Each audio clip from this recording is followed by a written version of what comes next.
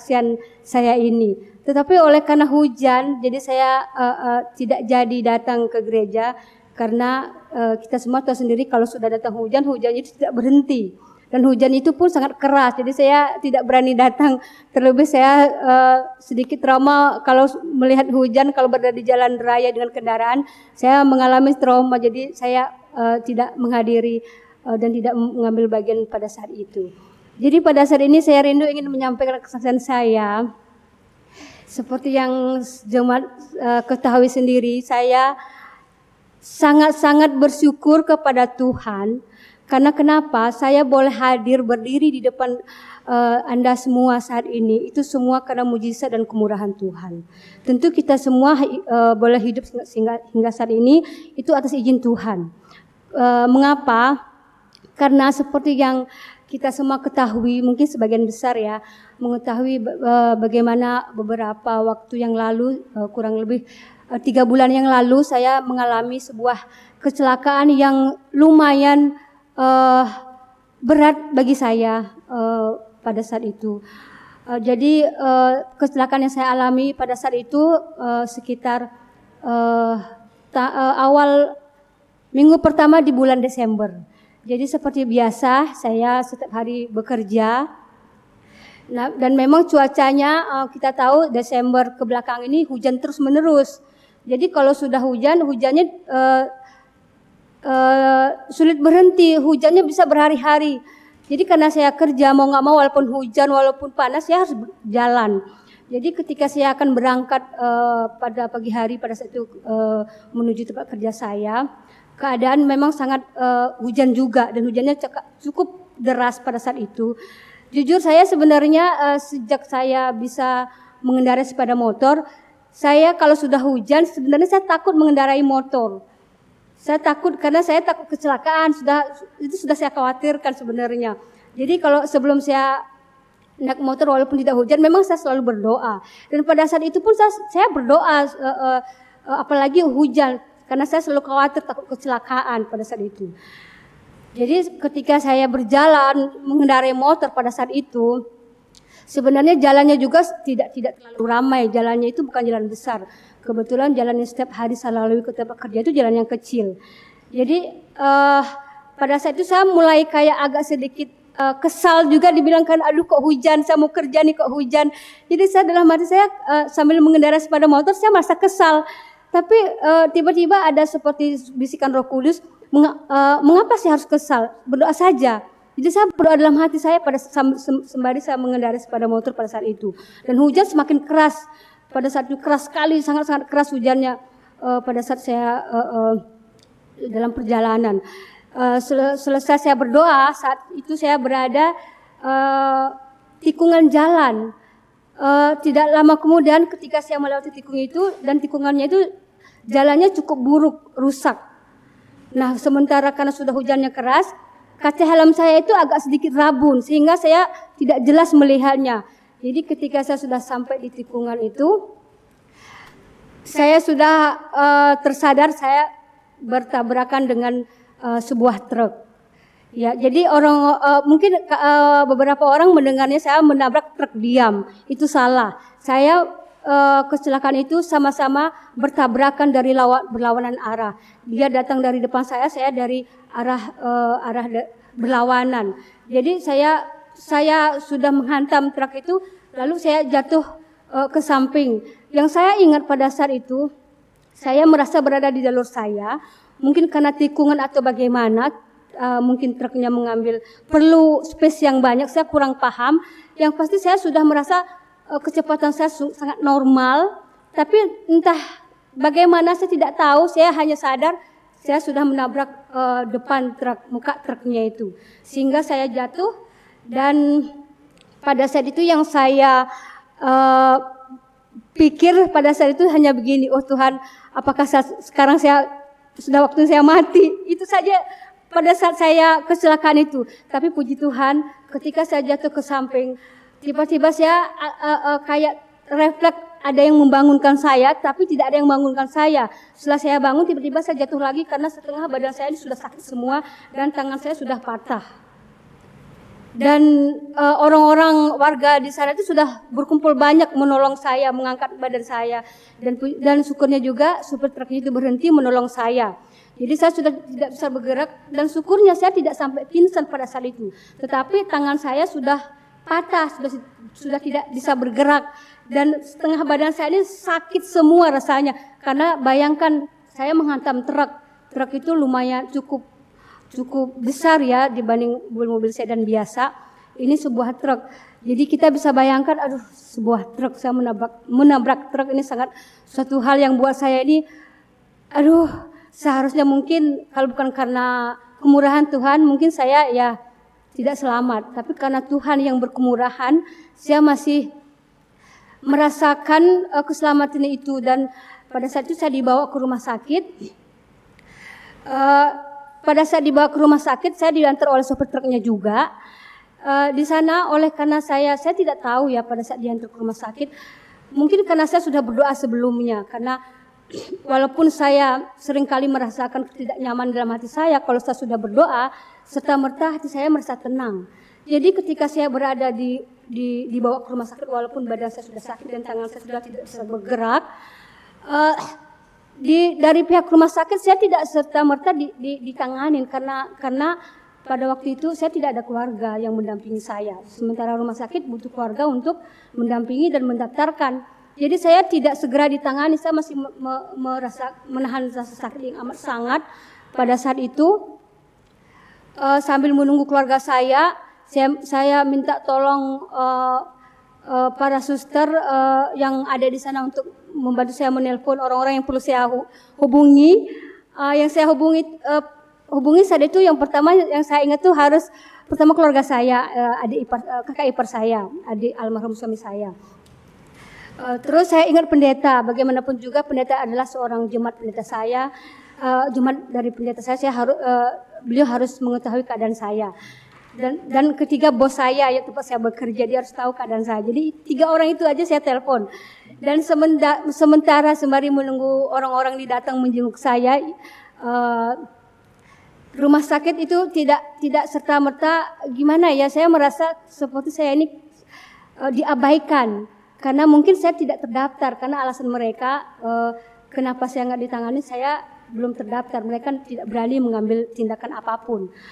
Jadi saya merasa di sela-sela waktu saya menunggu penanganan itu dan menunggu keluarga saya tidak merasa kayak takut, khawatir. Jujur pada saat itu yang saya rasakan hanyalah damai. Saya berdoa kepada Tuhan, apapun keadaan saya yakin Tuhan tidak akan membiarkan saya terlantar. Saya percaya Tuhan akan segera kirimkan pertolongan. Saya menunggu dengan tenang, walaupun saya merasakan kesakitan yang amat sangat. Oleh karena lamanya saya orang-orang keluarga saya datang waktu itu, akhirnya dokter rumah sakit memutuskan untuk merongsong saya terlebih dahulu. Jadi saya dirongsen pada saat itu, hasilnya memang tulang tangan kanan saya patah. Pada awalnya mereka bilang harus dipasang pen. Jujur saya sedikit kecewa juga dan merasa khawatir, karena kalau saya dengar pengalaman orang-orang yang patah tulang, kalau sudah di pen itu pemulihannya akan sangat lebih lama lagi, belum lagi akan ada operasi berikutnya untuk pembukaan pen itu. Jujur saya sedih juga, tapi saya berdoa sama Tuhan, apapun yang saya rasakan saat itu di dalam tubuh saya, benturan yang terjadi, tangan saya yang sudah patah, saya hanya berpikir Tuhan punya kuasa. Tolong sembuhkan saya Tuhan. Saya berdoa begitu dalam hati saya. Tolong berikan yang terbaik. Habis itu saya tenang saja. Saya cuma menerima apapun hasilnya, terserah Tuhan saja. Saya hanya berpikir saat itu seperti itu. Jadi saya sambil menunggu keluarga saya dan sambil menunggu juga rumah sakit menangani.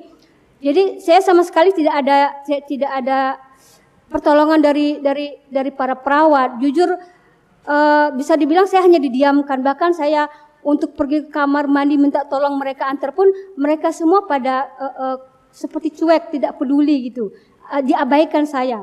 Saya tidak merasa sedih saat itu. Saya merasa ya sudahlah, Saya tahu diri, karena memang saya belum bisa mereka tanganin.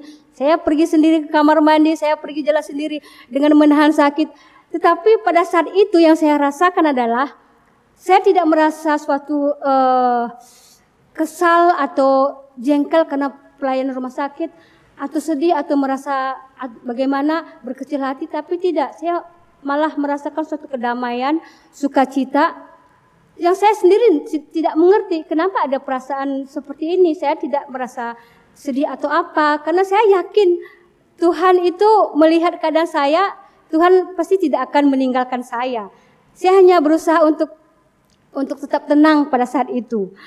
Nah, puji Tuhan, setelah menunggu, dokter terus bolak-balik datang bertanya, mana keluarganya, kok tidak ada yang datang untuk ini saya, menengok saya. Mereka juga seperti pada heran, sampai dari pagi sampai sore itu belum ada yang datang. Tapi saya mendengar kabar baiknya setelah hasil ronsennya itu, mereka datang lagi memberikan info kepada saya bahwa dokter bilang kepada saya, katanya ibu ada kabar baik, bahwa ternyata tulangnya ibu setelah dianalisa lagi tidak perlu pasang pen bu, jadi hanya pasang gips saja, tetap tindakan operasi katanya. Oh begitu ya dok. Di situ saya sangat merasa luar biasa, puji Tuhan. Itu saya percaya kebaikan mujizat itu terjadi itu karena Tuhan. Kenapa yang tadinya dibilang harus pasang pen pada akhirnya tidak? Saya percaya itu Tuhan secara ajaib memulihkan dari luka-luka yang saya dapatkan dari celaka itu. Nah, jadi tidak lama setelah itu keluarga saya datang, puji Tuhan, semua administrasi diurus, saya terdaftar, dan besoknya saya menerima operasi untuk pemasangan gips. Dan puji Tuhan, setelah proses 2 bulan saya memakai gips, akhirnya gipsnya dilepas, dan hingga saat ini hasil daripada pertumbuhan tulang saya sangat baik kata dokter, dan pemulihan juga cukup bagus. Dan itu semua saya percaya apa yang saya alami, apa yang saya rasakan adalah mujizat Tuhan terhadap di dalam hidup saya. Karena sesuatu yang terjadi itu dalam hidup kita itu semuanya itu tidak ada yang kebetulan. Apapun keadaan kita, mungkin itu masalah-masalah yang kecil atau masalah-masalah yang besar, semua itu adalah hal yang Tuhan izinkan untuk menguji kita masing-masing. Mungkin ujian yang kita terima di antara kita masing-masing itu berbeda-beda. Tetapi apapun bentuknya itu, setiap ujian yang Tuhan izinkan, permasalahan dalam hidup kita, semua itu adalah cara Tuhan untuk mendidik kita bahwa dalam situasi apapun, apakah kita masih tetap percaya kalau Tuhan itu selalu menyertai kita dan tidak akan pernah meninggalkan kita. Walaupun kita sudah merasa mengikuti firman Tuhan, merasakan sudah melakukan apa yang benar di mata Tuhan, tetapi kok hidup saya semakin susah. Jadi ketika saya mengalami masa-masa sulit, satu hal yang selalu menguatkan saya, yang selalu saya ingat, seperti Tuhan Yesus saja, dia adalah seorang anak Allah, dia adalah Tuhan sendiri datang ke dunia menderita. Padahal dia yang punya dunia ini, alam semesta ini, tapi dia turun ke dunia menderita. Apalagi saya ini adalah manusia berdosa. Walaupun saya menderita, itu karena konsekuensi dosa saya, pelanggaran saya, jadi wajar. Jadi kalau saya merasa mengalami satu ujian, masalah atau hal apapun, saya selalu berpikir ini adalah ujian supaya bagaimana Tuhan mengajarkan saya untuk selalu bergantung kepada Tuhan. Dan ada banyak hal sebenarnya yang selalu menguatkan saya ketika saya menghadapi satu hal yang menguji iman saya. Saya selalu ingat tokoh Alkitab yaitu Abraham. Kita tahu Abraham ini adalah hamba Tuhan yang Tuhan bilang dia adalah hamba Tuhan yang benar. Tuhan panggil dia dari rumahnya yang nyaman untuk pergi ke tempat di mana dia tidak ketahui. Kita tahu betapa taatnya Abraham ini kepada Tuhan. Apakah dia juga terlepas dari setiap ujian dan pencobaan? Tentu saja tidak. Kita tahu dari perjalanannya dia itu banyak sekali ujian-ujian yang Tuhan izinkan. Salah satunya yang saya ingat ketika dia berada dalam perjalanan dengan membawa banyak rombongan binatang-binatangnya kan banyak itu, dan tentu saja membutuhkan makanan. Jadi pada saat dia di dalam perjalanannya perjalanannya itu ada kalanya saat itu Tuhan mengizinkan hujan, semua air dan rumput-rumput itu mati pada saat itu. Tentu saja sebagai orang yang mempunyai banyak tanggungan di belakang, tentu harusnya sebagai manusia bingung Abraham. Tapi Abraham tidak seperti itu. Abraham tidak berbalik ke rumahnya yang kaya itu, tapi dia tetap melanjutkan perjalanannya dia. Sembari dia tetap percaya Tuhan tidak akan meninggalkan dia. Jadi hal seperti itulah yang menguatkan saya bahwa apapun ujian-ujian yang kita miliki, yakinlah bahwa Tuhan akan selalu menyertai kita dan akan memampukan kita melaluinya, asalkan kita selalu tetap bergantung dan percaya kepada pimpinan dan tuntunan Tuhan. Jadi demikian kesaksian saya, biarlah ini boleh menjadi berkat, menjadi kekuatan bagi kita semua. Dan terima kasih untuk semua jemaat-jemaat yang sudah mendoakan saya. Hingga saat ini saya didoakan, saya bisa pulih dan sehat. Semua itu karena doa-doa kalian semua. Kiranya Tuhan memberkati kalian semua. Dan untuk selanjutnya kita akan mendengar kesaksian dari Ibu Novi.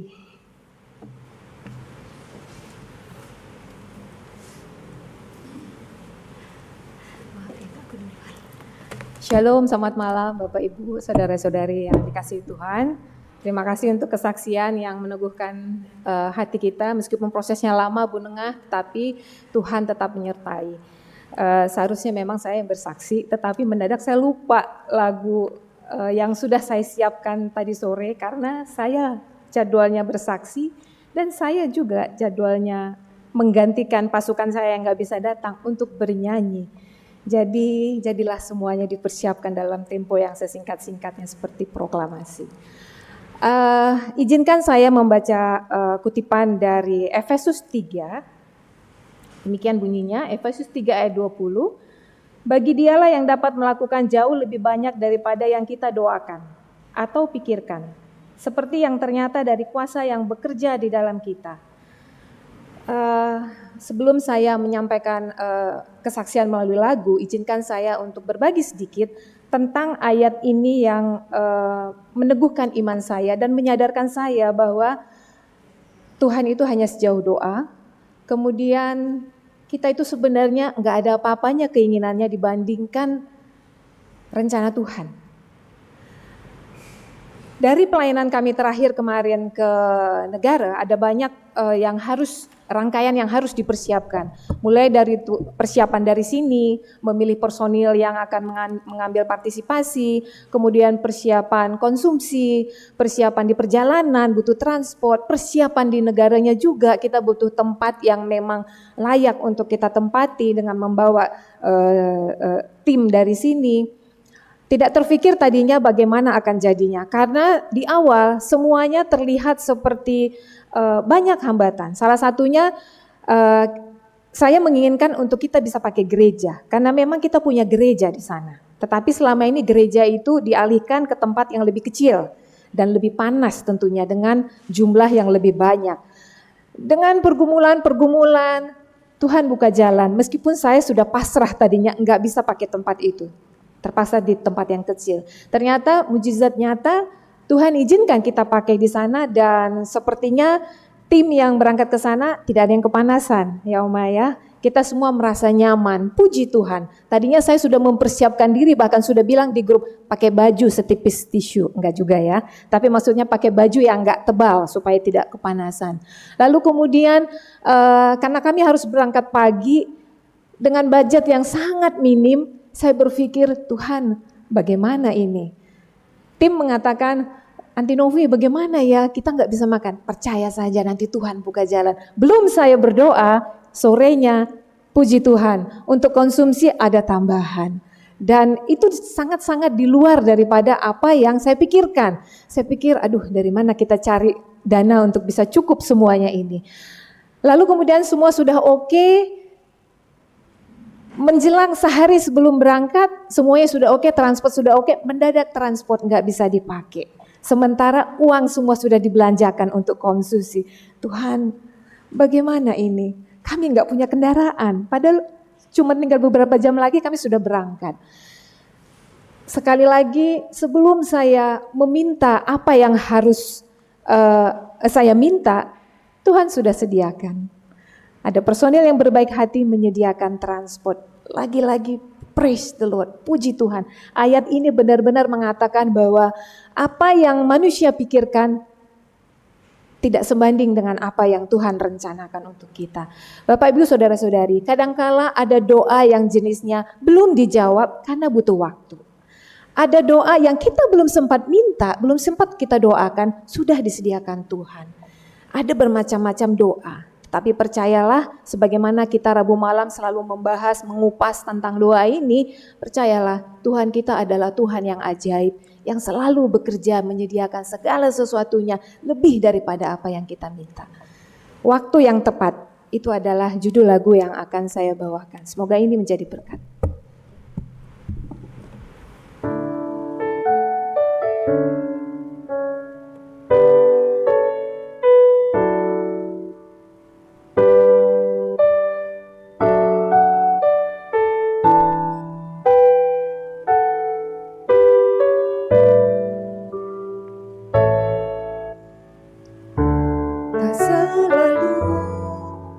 Tuhan menjawab doa, tapi Dia beri yang terbaik di waktu yang tepat. Izinkanlah Tuhan untuk bekerja, yang mustahil menjadi mungkin oleh karena percaya. Yesus mendengar lebih dari yang kudoakan. Yesus menjawab lebih dari yang kuharapkan. Dengan caranya di waktu yang tepat, ku kan melihat Dia jadikan semua.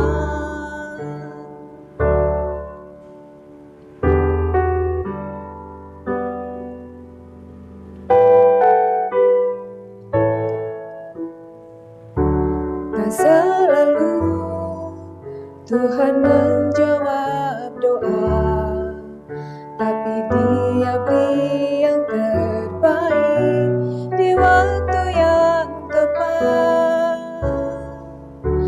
Izinkanlah Tuhan untuk bekerja, yang mustahil menjadi mungkin oleh karena percaya.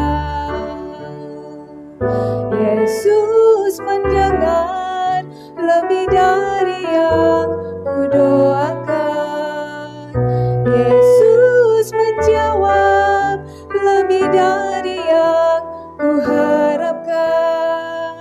Dengan caranya di waktu yang tepat, ku kan melihat Dia jadikan semua. Yesus mendengar lebih dari yang kudoakan. Yesus menjawab lebih dari yang kuharapkan. Dengan caranya di waktu yang tepat, ku kan melihat Dia jadikan semua. Ku kan melihat Dia jadikan semua.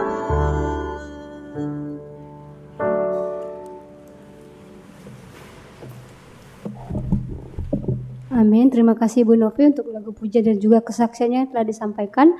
Biarlah itu boleh menjadi berkat bagi kita semua, dan untuk lagu pujian biarlah nama Tuhan yang ditinggikan. Pada saat ini mari kita persiapkan hati dan pikiran kita, karena kita akan sama-sama mendengarkan firman Tuhan yang akan disampaikan oleh Saudari Feby.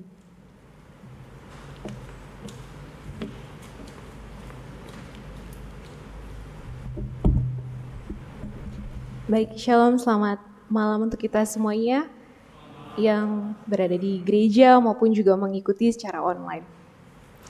Puji Tuhan ya, ternyata hari Rabu hari ini kita dipenuhi dengan banyak berkat, dengan kesaksian-kesaksian yang luar biasa, bahkan juga lagu yang menguatkan kita, yang membawa kita lebih dekat sama Tuhan. Dan untuk pada malam hari ini, kita akan masih membahas buku doa dari judul Pria dan Wanita Pendoa.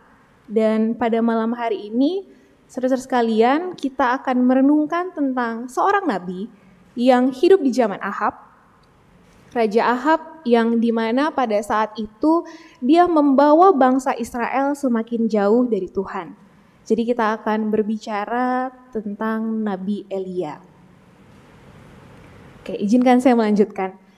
Jadi kita mengetahui pada saat masa Raja Ahab, bangsa Israel, kita tahu bahwa di saat itu kemurtatan sangat meluas. Sehingga Allah memanggil Elia, seorang yang beriman dan dia juga berani untuk membawa umat Tuhan kembali kepada pertobatan.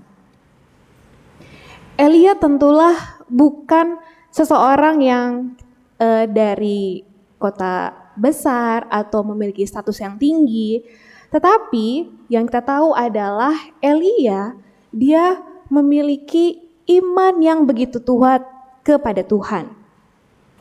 Dikatakan di dalam buku doa ini bahwa kata-kata iman dan kuasa selalu terucap dari bibirnya dan seluruh hidupnya dicurahkan untuk pekerjaan reformasi.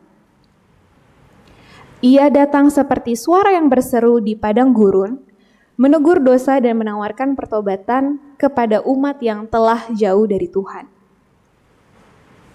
Elia di zaman itu pada saat dia melihat kejahatan yang ada, terlebih melihat bangsa Israel yang semakin terjerumus dalam penyembahan berhala, hati Elia dia merasakan adanya sebuah tekanan. Dia sangat tertekan melihat situasi yang ada.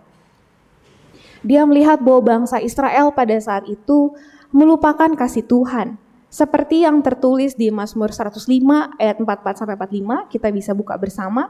Dikatakan di Alkitab bahwa Allah telah membebaskan mereka dari perbudakan dan memberi mereka negeri-negeri orang kafir, supaya mereka beribadah kepadanya, ketetapan-ketetapannya, dan berpegang teguh pada hukum-hukumnya. Namun, ketika bangsa Israel diberikan sebuah kebebasan dari Allah itu sendiri, sedihnya adalah mereka justru malah berpaling dari Tuhan. Sehingga itulah yang dirasakan Elia pada zaman itu. Bayangkan saja saudara-saudara, terkadang ketika kita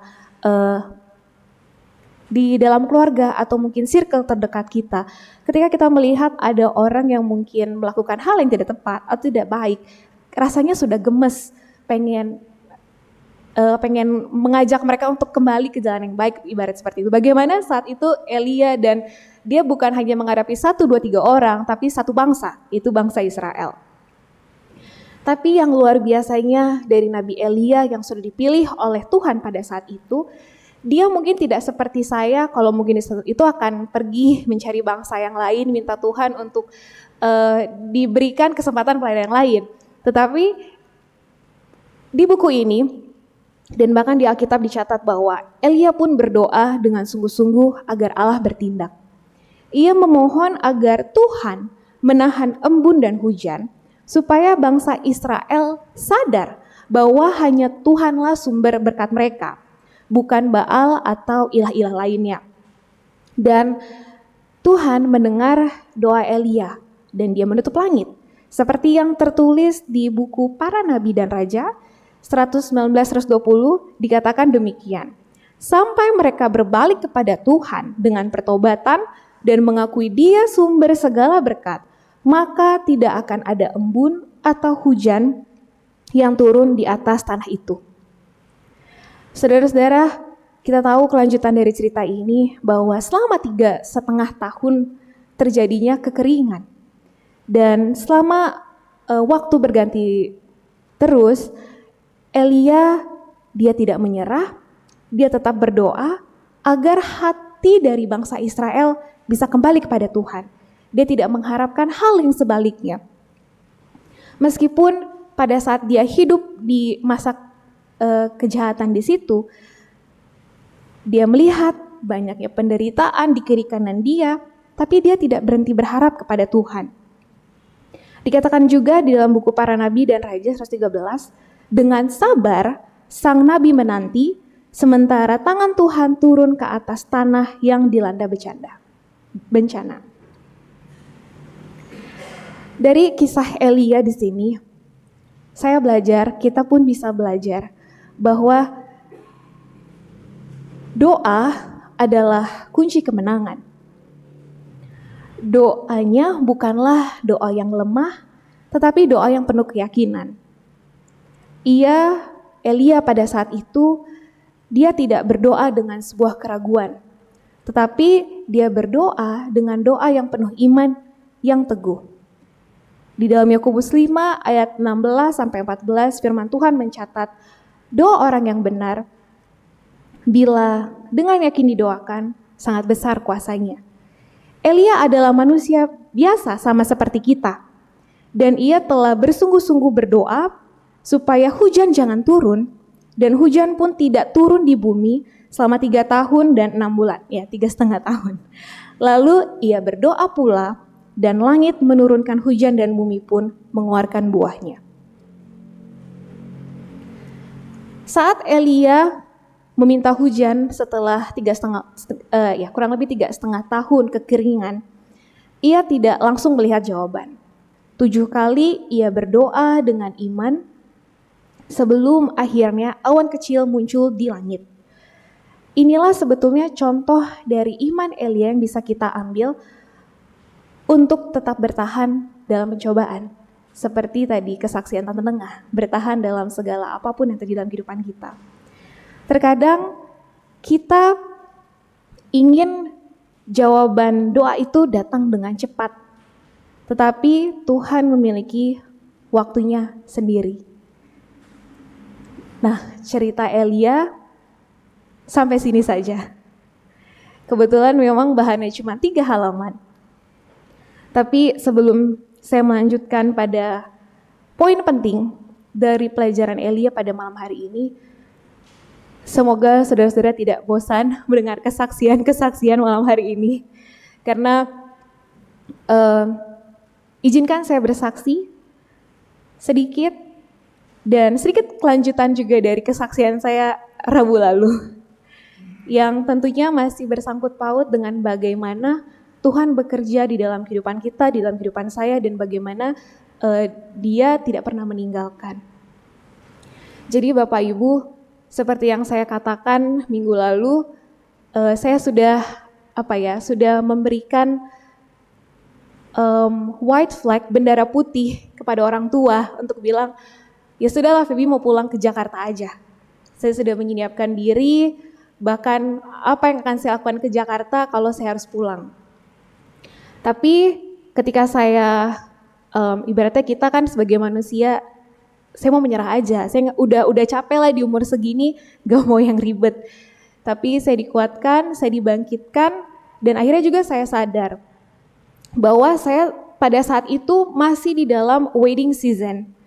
Dan yang saya terus belajar adalah di dalam waiting season bukan berarti kita diam dan menunggu jawaban Tuhan sampai ada. Tetapi in waiting season, Tuhan itu mau saya terus melakukan apa yang sedang Dia titipkan di dalam saya. Mengerjakan segala talenta ataupun mungkin responsible yang ada sampai saya melihat kehendak Tuhan itu mau kemana sama saya di tahun ini. Jadi saya bangkit, saya melamar pekerjaan secara spesifik karena ketika orang tua saya bilang, ayo Kak banting setir lagi. Saya mikir mau banting setir kemana lagi ini. S1 gizi, akhirnya mengajar, lalu sudah kemana-mana, mau kemana lagi, ini hidup mau dibawa seperti itu. Lalu saya ingat, saya ada berdoa seperti ini sama Tuhan. Tuhan dengan segala situasi kondisi yang udah saya lalui, setiap talenta dan skill yang Tuhan izinkan saya bertumbuh setiap tahunnya. Boleh gak Tuhan, saya diberikan kesempatan bekerja ada related ke nutrisi kembali. Karena saya merasa kayaknya waktu kuliah gak bodoh-bodoh amat deh. ini ilmunya mau dikemanain sih Tuhan? Tapi maksudnya saya sudah menerima, saya sudah ikhlas bahwa oh ya sudah, mungkin ilmu gizi itu diizinkan buat saya belajar supaya saya bisa mempunyai pola hidup yang lebih baik. Karena dulu saya sama sekali tidak mau makan sayur. Tapi ketika masuk jurusan gizi, saya mencintai sayur, mau gak mau, dan menikmati sampai sekarang. Dan ada juga saya mention, kalau boleh juga Tuhan kan Feby tahun lalu udah ambil sertifikasi UI UX. Ada nggak ya, entah company kayak atau orang, mereka yang lagi work in something health related, nutrition, yang Feby bisa bantu entah secara website atau desain, ya nggak tahulah di mana itu, Tuhan tolong buka. Jadi sudah mendoakan itu, tapi ya tidak memaksakan harus mendapatkan itu, karena ketika cari di Google atau dimanapun itu, kemungkinannya sangat kecil, dan kalaupun ada, membutuhkan requirement yang 5 tahun pengalaman, sudah punya ini dan segala macam. Lalu saya teringat juga, ada satu teman saya mengingatkan bahwa, Feb, we never know pekerjaan keberapa ratus yang Tuhan akan berikan kepada kamu. Kalau kamu stop karena you have too much application, misalnya sudah 80, tapi ternyata kamu tinggal 5 step lagi nih, Tuhan mau job di 85. Jadi nggak apa-apa, kirim aja sebanyak mungkin sampai kamu akan melihat yang mana Tuhan akan berikan sama kamu. Jadi Feby lamar lah itu semuanya, yang ada related ke desain, related ke sosmed, related ke apa, coba itu lamar semuanya dan sambil melihat waktu. Oh sudah akhir Februari nih, oke udah mau masuk bulan Maret, berarti kalau nggak ada jawaban, go back to Jakarta, sudah seperti itu. Ya sudah, ya dan ya udah mencoba untuk tidak pusing dengan apa yang nanti akan Tuhan izinkan di bulan Maret dan tetap berusaha. Dan orang tua juga nanya, gimana Kak, ada nggak? Belum ada Mam, tapi udah banyak kirim lamaran, tapi ya sudah gitu. Dan Tuhan juga masih cukupkan di saat-saat ini. Singkat cerita, pada hari Kamis kemarin, akhirnya adalah balasan email di email saya. Biasanya email itu balasan rejection biasanya kan, unfortunately we would like to bla bla dan segala macam seperti itu. Tapi email ini dia jadi saya lamar itu sebagai social media and marketing assistant, yang saya nggak tahu kok saya bisa lamar itu gitu. Jadi karena mungkin terlalu banyak ngelamar, saya nggak tahu saya ada lamar itu. Tapi ketika dia reply email saya, dia bilang, you know what, I'm going to start a business how to lose weight. Pas saya baca email, hah, ini lamar di mana ya? Jadi Feby coba cari, dia punya nama, ternyata ketemu di Facebook. Oke, jadi Feby balas aja emailnya. Oh iya, kebetulan my background is in nutrition, but then I have shifted to design dan segala macam. Nah baru dia bilang, I saw your CV, that's why I want to talk with you. Bisa nggak hari ini jam 6 kita teleponan? Tapi dia udah kasih tahu, ini kerjanya part time ya, saya cuma bisa gaji segini dan most of the thing yang kamu lakukan seperti ini dan segala macam. Ya walaupun Feby juga tahu, mungkin kebanyakan ketika waktu ada interview orang-orang hanya penasaran. Ini orang kok banyak banget backgroundnya seperti itu. Jadi ya udahlah, kalaupun misalnya nanti ini nggak goal, nggak dapat, kita coba aja. Setidaknya sudah berusaha. Jadi janjian jam 6. Baru di situ dia baru bilang sama saya, Feby sebenarnya aku tuh nggak bisa buka portofolio kamu, karena terlalu besar itu size-nya di Gmail. Oh gitu. Terus how do you know that I can design? Ya I just saw it from your CV. Jadi yang membuat dia tertarik dari saya adalah background saya di nutrisi, di gizi. Dan karena dia mau bikin business in losing weight. Nah lalu ketika sudah banyak ngomong, dia sempat mention kayak gini. Sebenarnya kan yang saya cari buat orang di sosial media dan marketing. Banyak yang sudah saya interview tentunya memiliki pengalaman lebih baik dibandingkan kamu. Tapi I want to see you. Jadi boleh nggak saya kasih challenge ke kamu, let's say dia kasih saya PR, saya belum bekerja sama dia kasih PR, Feby bisa nggak design, how do you want to design nutrition di dalam konsep social media? Apalagi nutrition tips, losing weight dan segala macam seperti itu. Oke, saya terima, saya tanya mau kapan dikumpul, itu hari Kamis, dia bilang can you please give me on Friday morning? Oke, why not? Jadi saya terima challenge itu dan saya pulang, saya minta mama saya doain. Saya juga berdoa dan saya bergumul, saya bilang, Tuhan, Feby itu udah lost banget di nutrition sebenarnya. Tapi ini Tuhan kasih kesempatan, tolong bantu Feby. Setidaknya kalau Feby gagal, I have tried. Jadi singkat cerita, saya buat dengan pertolongan Tuhan, saya kirim. Dari awal saya sudah bilang, saya itu juga part-time mengajar. Dan kalaupun saya bekerja sama kamu, saya nggak bisa ngelepas murid-murid saya, walaupun itu cuma sedikit. Ya sudah, lalu dia bilang, oke, bisa nggak kasih tahu waktu jam-jam berapa kamu bisa bekerja sama saya, karena kan part-time. Sudah saya kasih, terus akhirnya dia bilang, oke, we'll start on Monday ya. Saya mikir, kok orang ini, apa ya, maksudnya banyak perusahaan yang interview saya, mereka membutuhkan waktu seminggu, 2 minggu. Kenapa dia cuma 1-2 hari, dia minta saya langsung kerja hari Senin. Tapi itu sudah masuk hari Sabat, jadi saya hold itu email, saya cuma bilang, let me respond you after sunset tomorrow. Karena saya mau berdoa lagi, saya takut saya ditipu. Walaupun saya sudah video call sama orang itu, saya ngerasa, kok cepet banget sih Tuhan, masa sih iya gitu kan. Terus ya udah, Sabat itu saya berpuasa, saya doain, saya bilang sama mama saya, Mam, masa sih kok dia sepercaya itu, aku aja gak percaya sama kapasitas aku gitu kan. Lalu mama saya bilang, gimana sih Kak, kemarin nangis-nangis minta pulang, sekarang sudah dibuka malah komplain lagi. Stop complaining, be grateful. No, I'm grateful. I just want to make sure apakah ini datang dari Tuhan atau di scam, karena gak mau terlalu bahagia. Jadi akhirnya singkat cerita, akhirnya saya sudah bekerja sama beliau, masuk hari ketiga, dan saya gak menyangka bahwa saya sudah hampir 9 tahun vakum dari dunia nutrisi ini secara profesional. Paling saya hanya bantu dalam kesehatan kalau misalnya buat acara PA atau apa, ya itu kan cuman once in a time. Lalu Tuhan menjawab dengan cara yang gak pernah saya duga. Bahkan saya tanya, Tuhan yakin nih 9 tahun gitu kan ya, walaupun ini masih dalam case secara probations atau temporary, tapi saya melihat bahwa ternyata doa yang saya layangkan bertahun-tahun itu gak pernah hilang di hadapan Tuhan. Bahkan ketika saat mungkin waktu saya pertama tamat kuliah, saya rindu banget bekerja sebagai nutrisi, tapi semua ditutup sampai saya harus ke sini. Tapi saya melihat ketika saya bekerja 3 hari ini, pekerjaan yang saya lakukan, Tuhan sudah mempersiapkan bertahun-tahun, di mana ilmu saya di desain ada dipakai dalam research, kemampuan nutrisi, bahkan saya baru sadar juga, dulu Feby itu susah ngobrol sama orang, nggak ngerti interaksi seperti apa.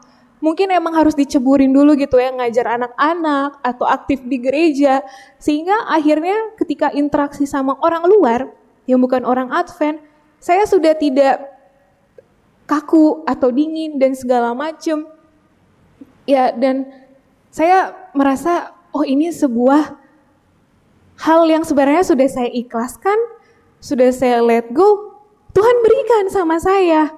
Bahkan pada saat dia berikan, waktu saya mengerjakan, saya merasa bahwa Tuhan terima kasih ya, Tuhan emang gak pernah ninggalin Feby, bahkan you have answered my prayer. Walaupun gak sesuai yang saya harapin, saya berharap mendesain website nutrition, tapi ini lebih akan sedikit mengarah ke sana.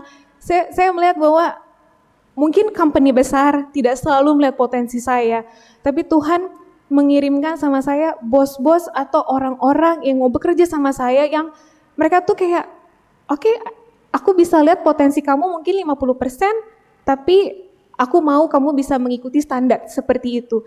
Dan sehingga ketika saya mendapat jawaban itu di weekend kemarin, dan ketika saya juga hari Sabat mempelajari topik soal Elia, saya diingatkan kembali bagaimana Elia sendiri sebenarnya masa kesesakannya tuh lebih parah dibandingkan saya. Dia ngeliat kejahatan orang di depan dia, tapi dia tidak lelah dalam berdoa, dan bahkan di dalam kesesakan itu saat ia terus datang sama Tuhan, ia selalu dikuatkan. Sehingga ada satu ayat Alkitab yang juga mengingatkan saya, mungkin multimedia bisa bantu tampilkan, di Roma 8 ayat 28. Di Roma 8 ayat 28. Ya. Jadi firman Tuhan di Roma 8 ayat 28 mengatakan, kita tahu sekarang bahwa Allah turut bekerja dalam segala sesuatu untuk mendatangkan kebaikan bagi mereka yang mengasihi Dia, yaitu bagi mereka yang terpanggil menurut rencana Allah. Ya, sesuai dengan rencana Allah. Saya selalu bertanya sama Tuhan, bahkan Elia juga bertanya, dan bahkan kita di sini selalu bertanya juga sama Tuhan. Tetapi kita diingatkan kembali bahwa Allah itu nggak pernah meninggalkan dan Dia selalu turut bekerja dalam segala sesuatu untuk mendatangkan kebaikan kita. Demikian juga yang terdapat di Matius 21 ayat 22, di mana ini juga menjadi ayat Alkitab kesukaan saya di zaman kuliah, karena saya melihat banyak mujizat-mujizat Tuhan ketika saya mencintai ayat Alkitab ini dan melihat bagaimana Tuhan bekerja. Matius 21 ayat 22 dikatakan di dalam Alkitab, dan segala sesuatu yang kau minta dalam doa dengan penuh iman, oke, di situ tuh saya dengan penuh kepercayaan kamu akan menerimanya. Kembali ke cerita Elia, kisah ini tentunya mengajarkan kita beberapa hal penting. Yang pertama, doa yang benar-benar berkuasa adalah doa yang sesuai dengan kehendak Tuhan. Elia tidak berdoa demi kepentingan dirinya sendiri, tetapi agar umat Tuhan kembali kepadanya. Dan poin kedua, di mana doa membutuhkan sebuah ketekunan. Elia berdoa 7 kali sebelum hujan turun. Ini menunjukkan bahwa iman yang sejati tidak menyerah hanya karena belum melihat jawaban secara langsung. Dan ketiga, doa yang penuh iman dapat mengubah sebuah keadaan. Tuhan menutup langit karena doa Elia, dan Tuhan membuka langit karena doa Elia. Saudara-saudara sekalian, Bapak Ibu, hari ini kita dipanggil untuk memiliki iman seperti Elia. Seperti yang tertulis di dalam pekerja-pekerja Injil dikatakan, ketika manusia memiliki kesetiaan seperti Elia dan memiliki iman seperti yang dimilikinya, Tuhan akan menyatakan dirinya seperti yang dilakukan saat itu. Tantangan bagi kita pada saat ini adalah, apakah kita mau memiliki iman seperti Elia? Apakah kita mau berdoa dengan sungguh-sungguh dan bertahan dalam iman? Tuhan rindu, Dia selalu mau menjawab doa-doa kita. Tetapi Ia juga mau mengingatkan kita untuk setia dan percaya. Seringkali kita mungkin merasa bahwa doa kita tidak segera dijawab. Namun, ingatlah bahwa Tuhan mendengar setiap doa kita. Seperti Elia, kita harus memiliki iman yang bertahan dalam ujian. Jika kita mau berjalan dengan iman seperti Elia, kita juga akan melihat Tuhan bekerja dengan kuasa-Nya dalam kehidupan kita. Marilah dari pelajaran Elia ini, seorang nabi yang hidup dalam doa, seseorang iman yang tidak tergoyahkan meskipun keadaannya sekitar penuh kegelapan. Jika kita mau berdoa dengan sungguh-sungguh, Tuhan akan membuka jalan, menjawab doa kita, dan memberikan hujan berkat-Nya dalam kehidupan kita. Demikianlah pelajaran kita malam hari ini. Saya bawa di nama Tuhan Yesus. Amin.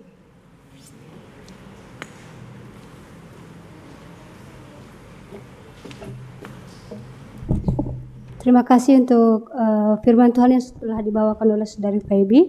Biarlah kita sama-sama boleh belajar bagaimana kita hari demi hari harus senantiasa selalu berdoa kepada Tuhan, walaupun mungkin jawabannya sepertinya jauh, walaupun kita berdoa sudah bertahun-tahun lamanya, tetapi tidak melihat jawabannya, tetapi percayalah, waktu Tuhan adalah waktu yang terindah. Biarlah kita termotivasi untuk selalu berdoa hari demi hari. Dan untuk selanjutnya kita akan mengikuti doa syafaat. Namun sebelumnya ada pokok-pokok doa yang sudah disampaikan di layar. Itu adalah pokok-pokok doa yang akan kita doakan, yang akan didoakan nanti. Mungkin ada di antara kita semua ingin menyampaikan doa secara langsung pada saat ini. Kami persilahkan.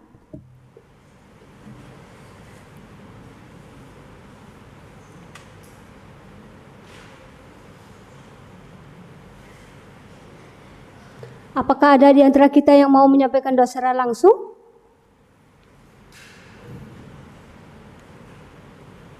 Baiklah, kalau memang sudah tidak ada, kita akan mengikuti doa syafaat yang akan dipimpin oleh Saudara Johnson.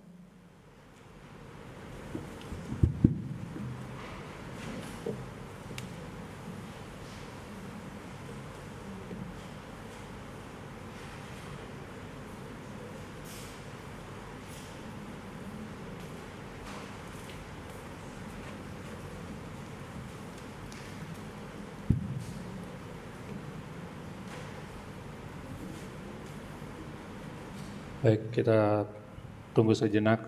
Ini masih ada yang mengetik ya, saya lihat.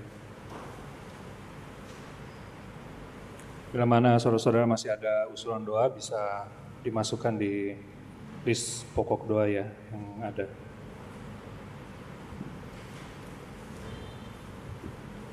Baik, mari kita bertelut. Kita akan satu dalam doa.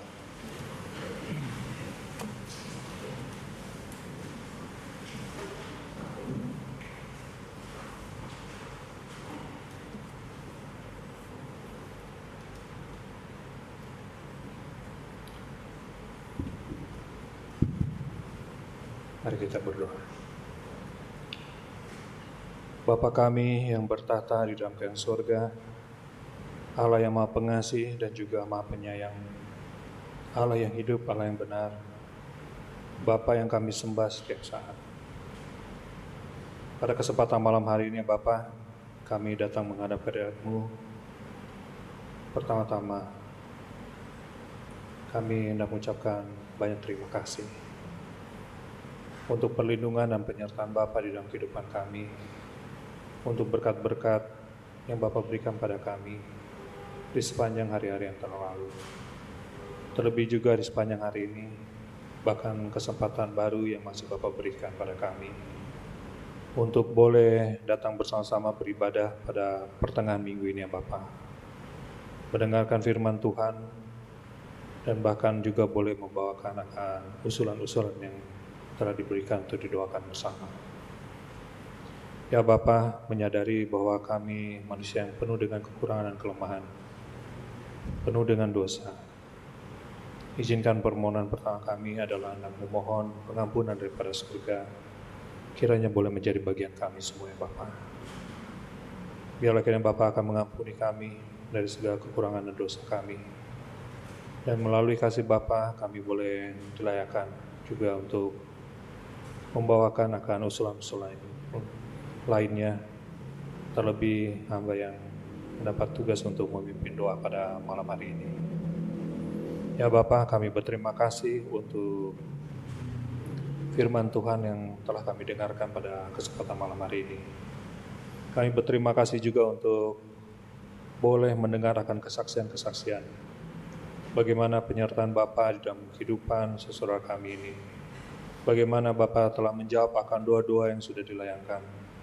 Bagaimana Bapa membawa jalan keluar yang terbaik bagi saudara kami semua. Kami berterima kasih ya Bapa untuk kasih-Mu ini. Kami berterima kasih boleh mendengarkan akan firman dan segala kesaksian ini. Kiranya melalui pertolongan Roh Kudus, kami boleh lebih dikuatkan, boleh lebih dekat lagi dengan-Mu ya Bapa, lebih bergantung kepada Engkau sebagai Tuhan dan Juru Selamat kami. Pada kesempatan ini, kami juga rindu untuk mendoakan ya Bapa akan kesehatan kami semua. Biarlah kiranya Bapa memberikan kami hikmat di dalam menjaga kesehatan, seraya kami juga memohon pertolongan agar dijauhkan dari sakit penyakit. Dan juga ya Bapa, kami memohon biarlah kiranya Bapa akan menjamah angka saudara kami yang dalam keadaan sakit.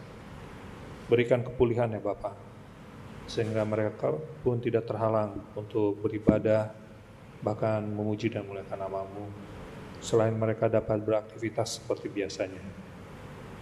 Kami juga mau menyerahkan akan usaha tangan dari kami masing-masing maupun dari keluarga kami ya Bapa.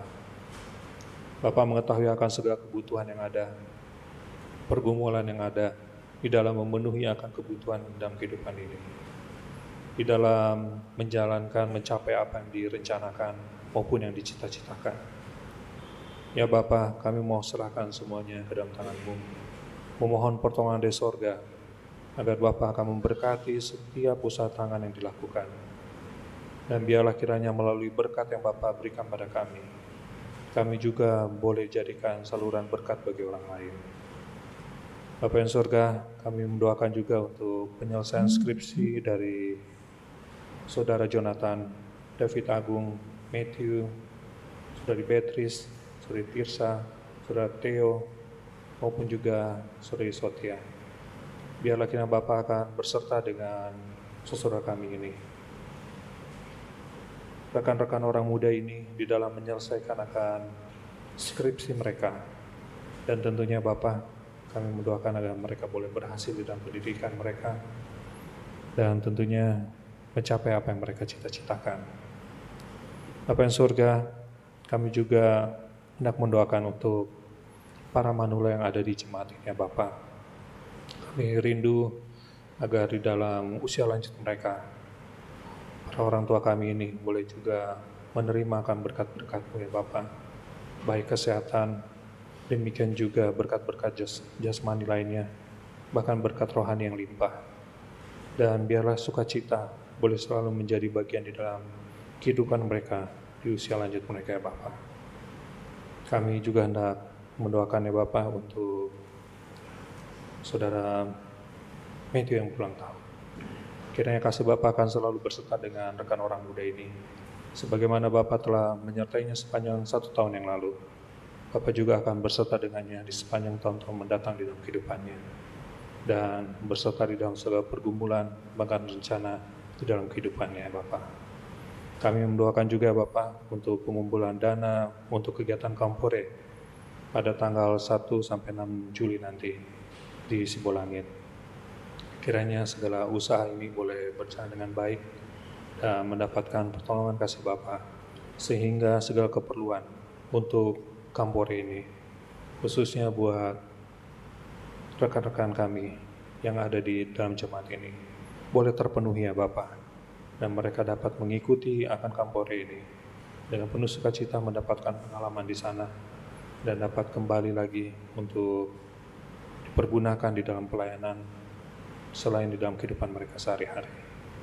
Kami juga memohon kasih-Mu ya Bapak buat adik Jesslyn maupun adik Nesardo, di mana mereka akan menghadapi ujian untuk akhir kelulusan pada pertengahan tahun ini ya Bapak.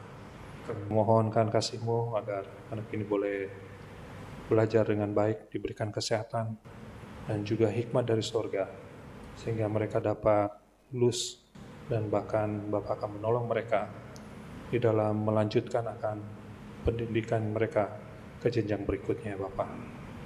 Bapak yang surga, salah satu kerinduan juga agar setiap keluarga yang ada di jemaat ini maupun pribadi-pribadi yang ada boleh mengadakan ibadah pagi dan petang di setiap harinya Bapak.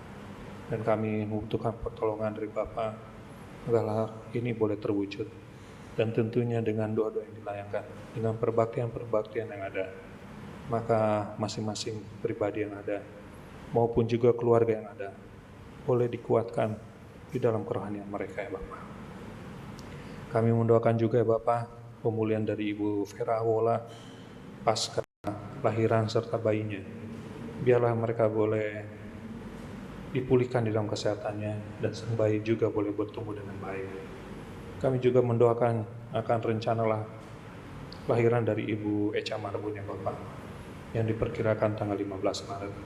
Biarlah kiranya kasih Bapak juga akan berserta dengan Ibu Pendeta ini ya Bapak, di dalam segala persiapannya untuk menyambut lahirannya nanti.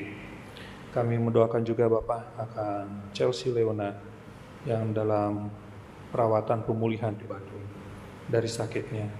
Biarlah kiranya kasih Bapak akan menolong, memberkati beliau dengan pinjaman dari surga, memberkati akan perawatan yang dilakukan, memberkati juga akan tim dokter dan bahkan obat-obatan dan istirahatnya, bahkan perhatian dari keluarga. Demikian juga Bapak dengan doa-doa yang dilayangkan untuk pemulihannya. Kami juga hendak mendoakan ya Bapak untuk kondisi di Jabodetabek yang saat ini sedang banjir. Bapak mengetahui begitu banyak berita yang kami dengar, kami lihat dengan situasi keadaan musibah banjir ini. Biarlah kiranya Bapak akan orang-orang yang terdampak dengan banjir ini tentunya diberikan kesehatan. Kami mendoakan agar mereka juga boleh terpenuhi akan kebutuhan-kebutuhan hidup mereka ya Bapak, dan dijauhkan dari sakit penyakit, dan biarlah kiranya Bapak akan menolong agar kondisi ini boleh segera terlewati dan banjir boleh segera tersingkirkan. Bahkan kami mendoakan pemerintah yang juga tentunya Bapak menanggulangi akan dampak dari banjir ini. Biarlah kiranya akan diberikan hikmat dan pertolongan dari sorga sehingga pemerintah dapat memberikan juga pelayanan yang terbaik bagi setiap masyarakat yang terdampak dengan banjir ini ya Bapak. Bapak yang sorga, kami juga hendak mendoakan Om dari Ibu Tabita yang sementara dirawat di Rumah Sakit Makassar. Biarlah kiranya kasih Bapak juga akan berserta dengan orang tua ini di dalam masa sakitnya, dan biarlah kiranya kepulihan dan kesehatan juga boleh menjadi bagiannya Bapak, dan kiranya segala kebutuhan untuk pengobatan boleh terpenuhi. Bapak yang surga, Engkau juga tentunya mengetahui akan pergumulan-pergumulan yang dihadapi oleh masing-masing kami, bahkan keluarga kami, demikian juga dengan jemaat ini. Kami mau serahkan ke dalam tangan-Mu, memohon pertolongan dari surga, agar Bapak boleh terus hadir dan bersama-sama dengan kami semua di dalam melalui segala pergumulan yang ada. Tak lupa ya Bapak, salah satu permohonan kami yang terbesar juga adalah biarlah kiranya Bapak akan mencurahkan kami dengan kecurahan Roh Kudus.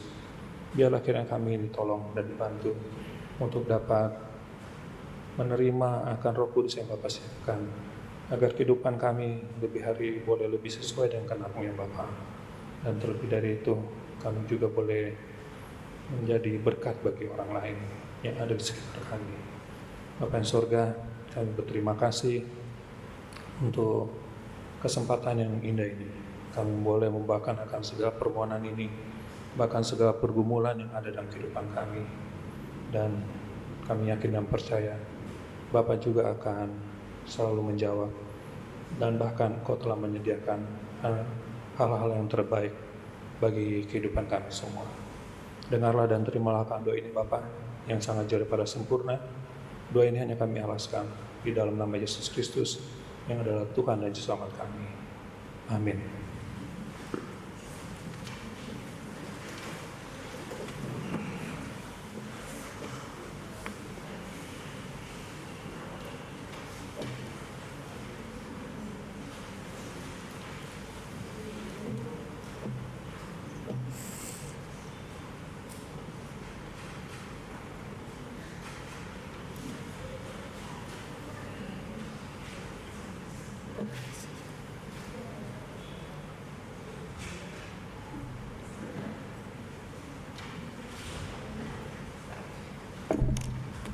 Baik, untuk mengakhiri perbaktian kita pada malam hari ini, kita akan menyanyikan lagu tutup kita yang terdapat di dalam lagu Sion, edisi lengkap 428, Taman Tempat Berdoa. Mari kita sama-sama bangkit berdiri.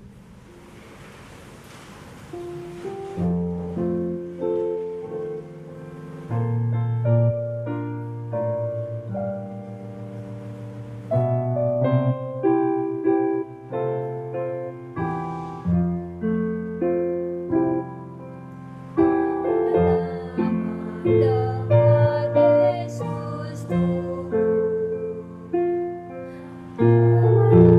nama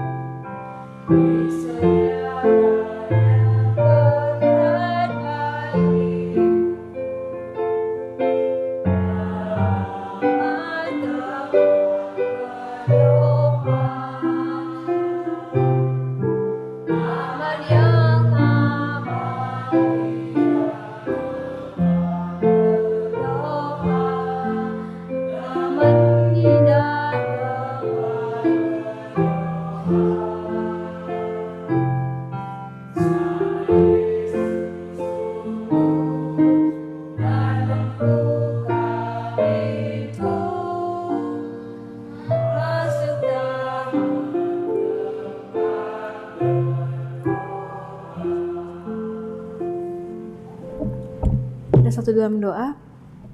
Ya Bapa kami yang di surga, selamat malam ya Tuhan. Pada saat ini kami mengucap syukur karena Tuhan telah menyertai kami sepanjang ibadah Rabu malam. Tuhan, kiranya apa yang sudah kami dengarkan dan pelajari bersama dapat kami bawa pulang ke rumah dan menguatkan kami untuk lebih dekat dan mengasihi Tuhan. Berkatilah mereka yang sakit dan kekurangan, kiranya Tuhan menyertai kami. Tibakan kami juga di rumah dengan selamat tanpa kurang satu apapun. Terpujilah namamu ya Bapa, dalam ucap syukur, amin.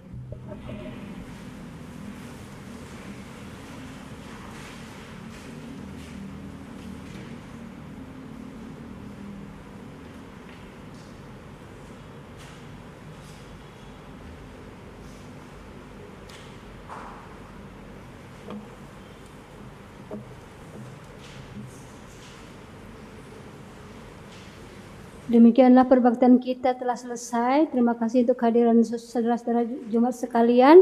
Untuk selanjutnya kita akan mendengarkan pengumuman yang akan disampaikan pendeta. Baik, selamat malam untuk kita semuanya. Terima kasih untuk kehadiran kita pada malam hari ini, baik yang ada di Zoom dan juga yang ada di gereja.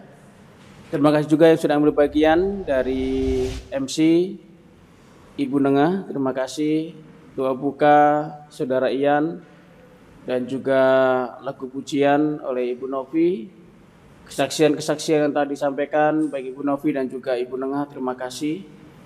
Demikian juga dengan doa syafaat yang sudah disampaikan oleh Saudara Johnson dan tentunya firman Tuhan yang telah kita dengarkan oleh Saudari Feby, terima kasih.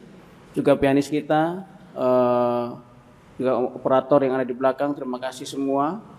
Dan sebagai informasi, hari Sabat ini adalah Sabat Bahasa Inggris. Kita akan dilayani dengan berbahasa Inggris dan kita punya pembicara tamu dari IAS, ya, dosen ataupun profesor dari IAS. Dan juga sore harinya kita akan ada pertemuan distrik jam 4 sore, ya.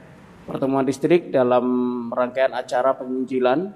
Jadi kita mengundang seluruh anggota jemaat boleh berpartisipasi untuk hadir mengikuti kegiatan penginjilan yang akan disampaikan oleh Korwil atau Koordinator Wilayah Distrik Bali Pendeta Tabunan.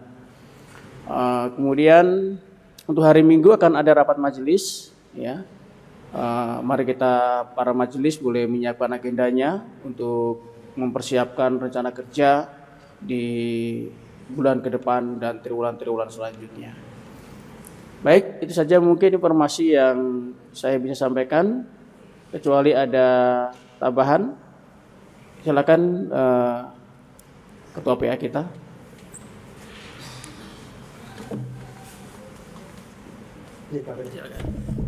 Selamat malam bagi kita semua. Menyampaikan untuk pengumuman dari Departemen Pemuda bahwasanya hari Jumat ini jam 6:30 WITA kita akan mengadakan kelompok pendalaman Alkitab. Seperti biasa kegiatan KPA kita ini sudah mulai berjalan dan itu rutin setiap 2 minggu sekali. Dan hari Jumat ini adalah lanjutan dari KPA kita, jadi diundang untuk seluruh orang-orang muda khususnya, tapi tidak menutup juga untuk dari orang-orang tua mungkin boleh hadir untuk acara kelompok pendalaman Alkitab kita.